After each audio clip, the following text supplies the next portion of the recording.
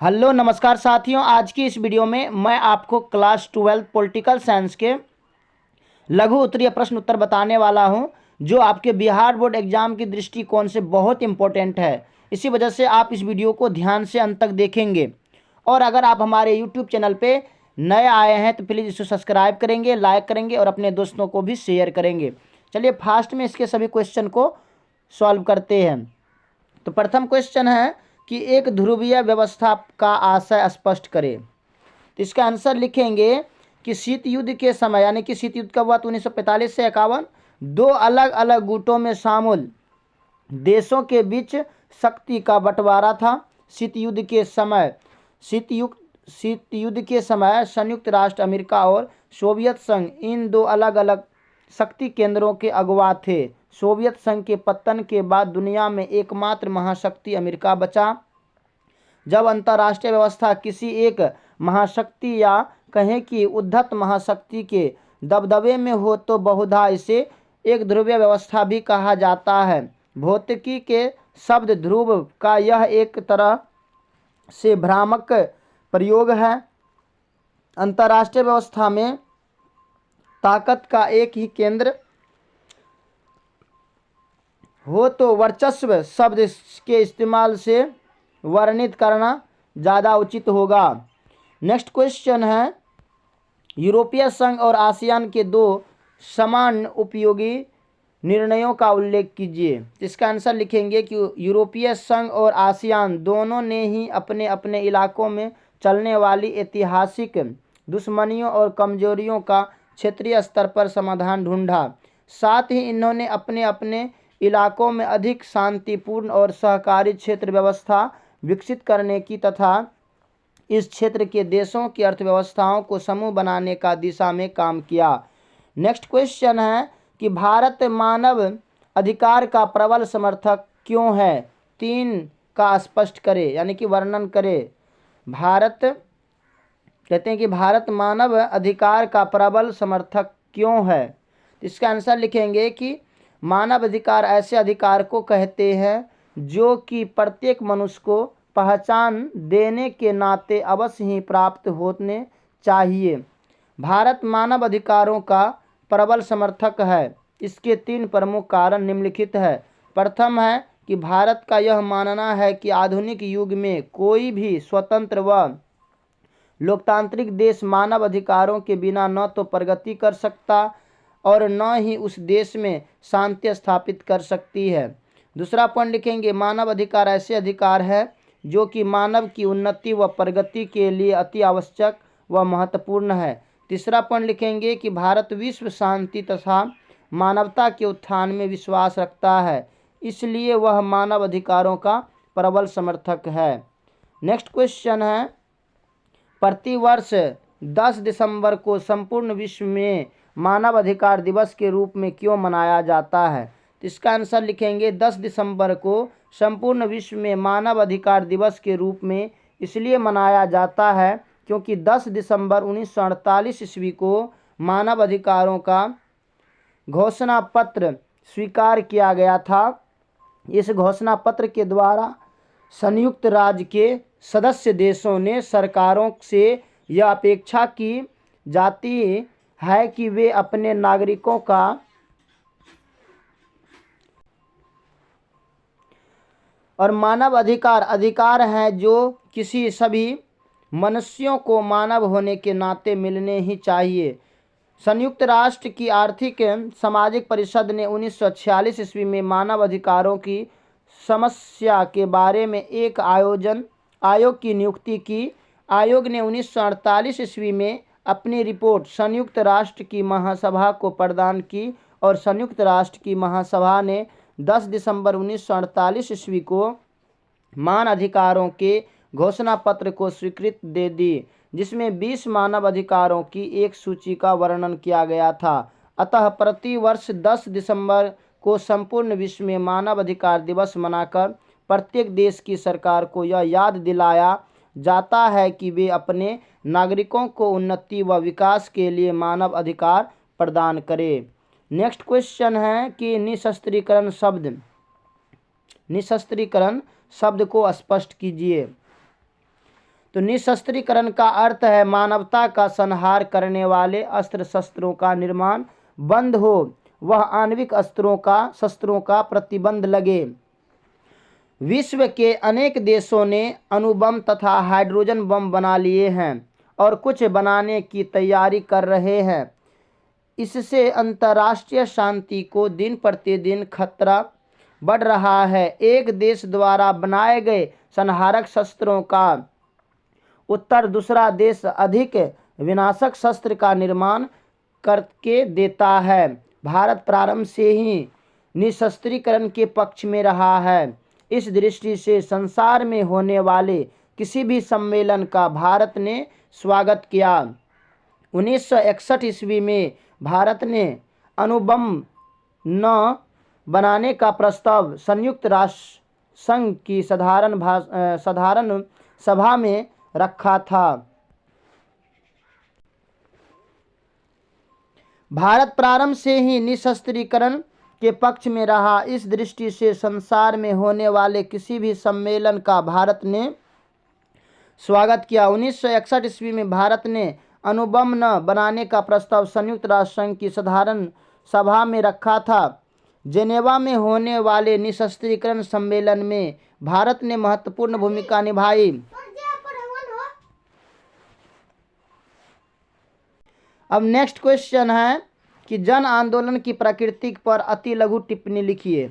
इसका आंसर है कि जन आंदोलन वे आंदोलन होते हैं जो प्रायः समाज के संदर्भ या श्रेणी के क्षेत्रीय अथवा स्थानीय हितों, मांगों और समस्याओं के प्रेरित होकर प्रायः लोकतांत्रिक तरीके से चलाए जाते हैं। उदाहरण के लिए 1973 ईस्वी में चलाया गया चिपको आंदोलन भारतीय किसान यूनियन द्वारा चलाया गया आंदोलन, दलित पैंथर्स आंदोलन, आंध्र प्रदेश ताड़ी विरोधी आंदोलन, समय आंदोलन आदि जन आंदोलन के उदाहरण हैं।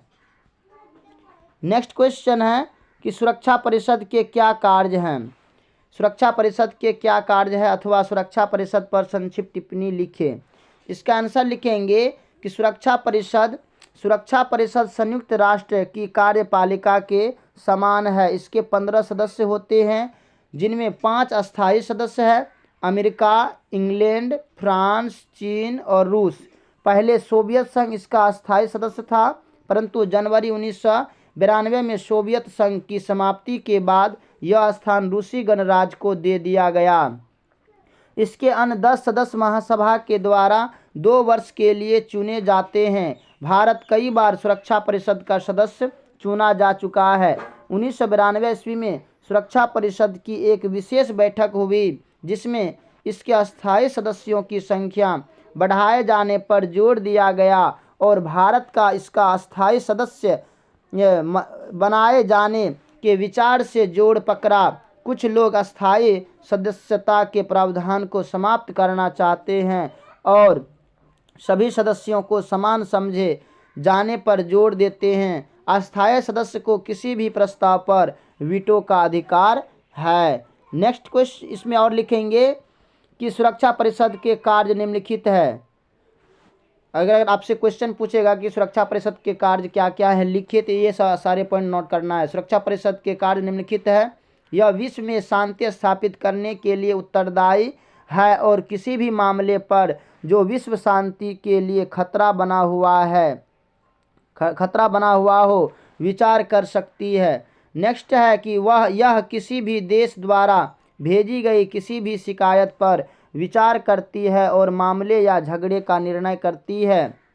सुरक्षा परिषद अपने प्रस्तावों या निर्णयों को लागू करवाने के लिए सैनिक कार्यवाही भी कर सकती है। इराक के विरुद्ध सैनिक कार्यवाही का निर्णय सुरक्षा परिषद ने लिया था।